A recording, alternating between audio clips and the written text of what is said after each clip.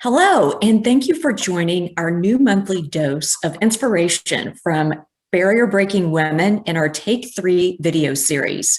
I'm Wendy Doyle, President and CEO of United We. There are inspiring women doing amazing things all around us. In this video series, we will meet and highlight these accomplished women and ask them 3 questions. Today, I'm excited to welcome entrepreneur, past board chair, as well as a current board member of United We, a friend of mine, Linda Jordan. Linda, thank you for joining us today. Hi, Wendy. I'm really glad to be here and to be part of United We. I'm just so impressed with everything that you and your team have accomplished that it's just a joy to be part of it. Oh, thank you, Linda. Some background, Linda is owner of the Winwood Group. Linda, we're so grateful for your years of leadership on the United We, formerly Women's Foundation Board. Your leadership helped launch our visionary plan to advance the economic and civic leadership of thousands of women of all backgrounds. So what are some of those lessons learned?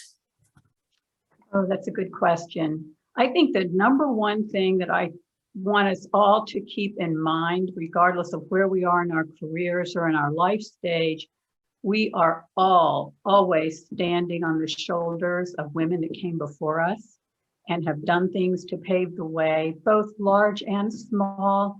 They're always the people that are, the first woman in space, the first, doctor of whatever. But along the way, there were all the women that helped support that person, both personally and even in the workplace. That administrative assistant that talked up her boss and talked about how great she was to work with. There are hundreds of ways, large and small, that we have all paved the way for one another. And so I think when we keep that in mind, to me, the main lesson of that is to keep trying to be one of those people.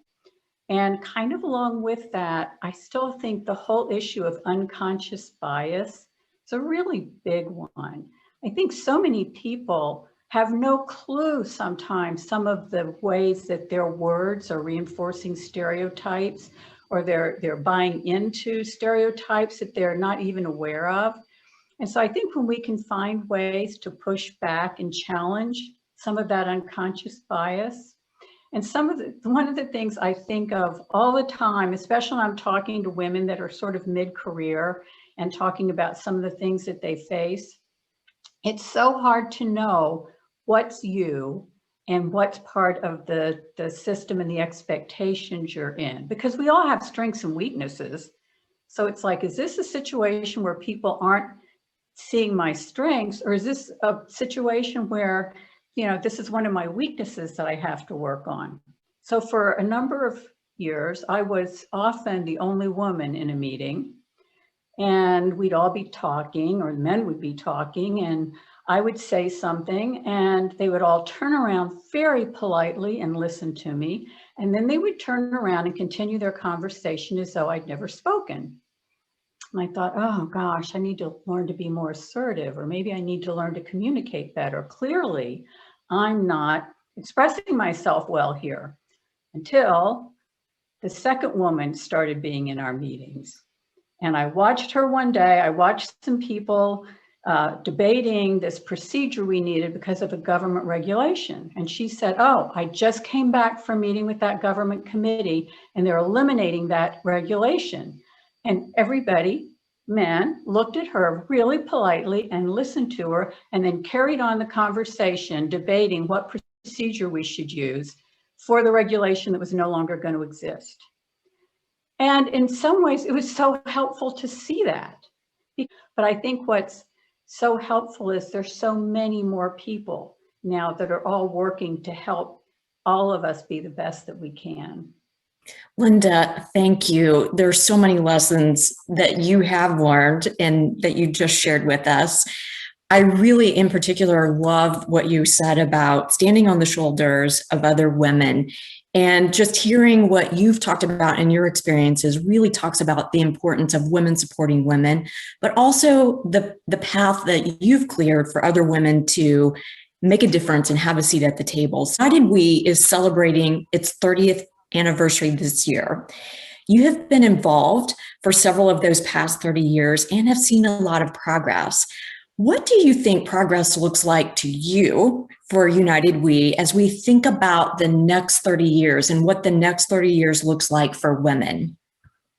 Oh, wow. Two things come to mind that sometimes to me, progress looks like keeping the best of what came before and looking ahead at how to use that and be creative about it. And when I think about my first interaction with what at the time was the Women's Foundation, is now United We, was the late 90s. I went to a meeting which was basically to encourage women sort of mid-career to donate more dollars to help other women. And I was so impressed with the whole organization. It was, I believe it was Susan Ashes and Karen Herman that were leading the meeting. And I just thought they were so visionary and bold. I loved the fact that it was research-based, and their message was that women have agency. Women have power, both through their time and through their dollars.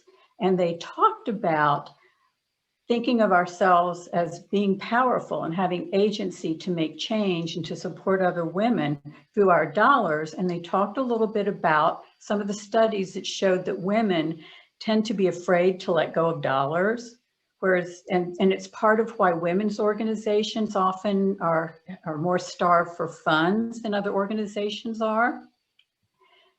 And I thought about that, and the name of the program was 2000 by 2000, and they were asking us each to commit $500 a year for 4 years to give $2,000. And a few years later, at one of our luncheons, Julie Mears was on the video, who said, "Oh my gosh, it's the first time I'd ever given that much money to any organization." And I cried as I wrote the check. And I so related to that, because that was a huge amount of money in my mind to give to an organization, but it did exactly what the Women's Foundation was doing at the time, was helping us to kind of loosen up and say, let's use our resources and be powerful to support other women. So I was so impressed with the organization. And so over the years, as we evolve, what I think we're keeping that's so wonderful is that visionary spirit, that boldness, and being research-based.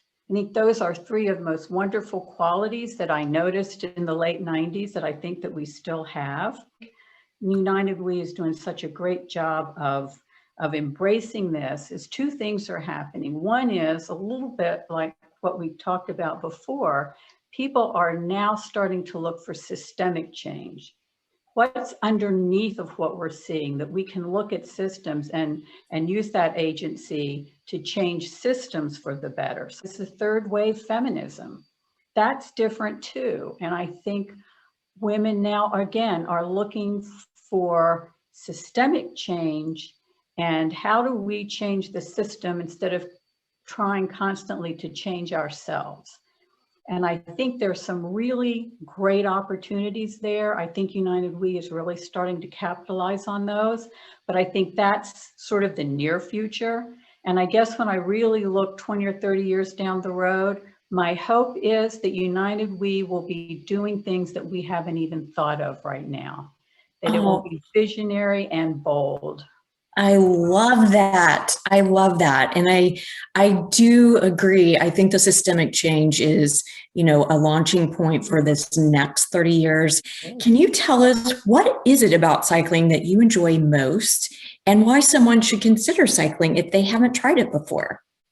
Oh, everyone should consider cycling. It's a wonderful exercise. It's a wonderful way to be outside.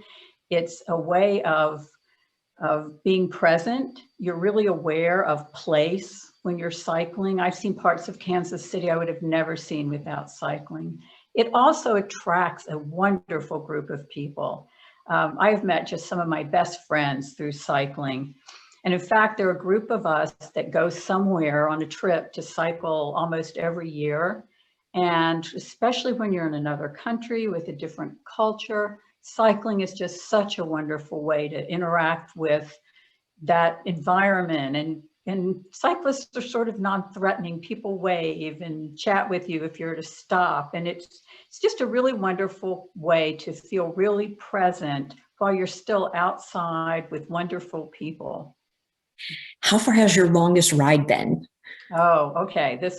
So a couple of years ago, a group of friends and I decided we were going to do a century, and I rode 108 miles in one day. Oh my gosh, Linda, that's fantastic. We were all pretty proud of ourselves, although several of the group had done that or more a few times. That was only the second time I'd broken 100 miles, but it was actually fun. And this is going to sound sort of odd, but it was relaxing in an emotional and sort of mental effort way. I got up that morning knowing that the only thing I was going to do that entire day was pedal. I didn't have anything else on my to-do list. I was going to get no phone calls. I was going to return no phone calls, emails. I was going to walk in the door. The plan was I was going to walk in the door. Dinner was going to be ready. I was going to eat dinner and I was going to crash. And this, again, it was just actually sort of light in a way, because it's so rare. I was trying to think, when else have I ever known that today I'm only going to do one thing all day and that's it? So it was a really cool experience. Oh, thank you, Linda, for joining us today, for the impact you have made and continue to make on our world. Your leadership has made lasting impact for generations of women and girls, and we can't thank you enough. Oh, Thanks for your time today. I really appreciate the invitation and I've loved it.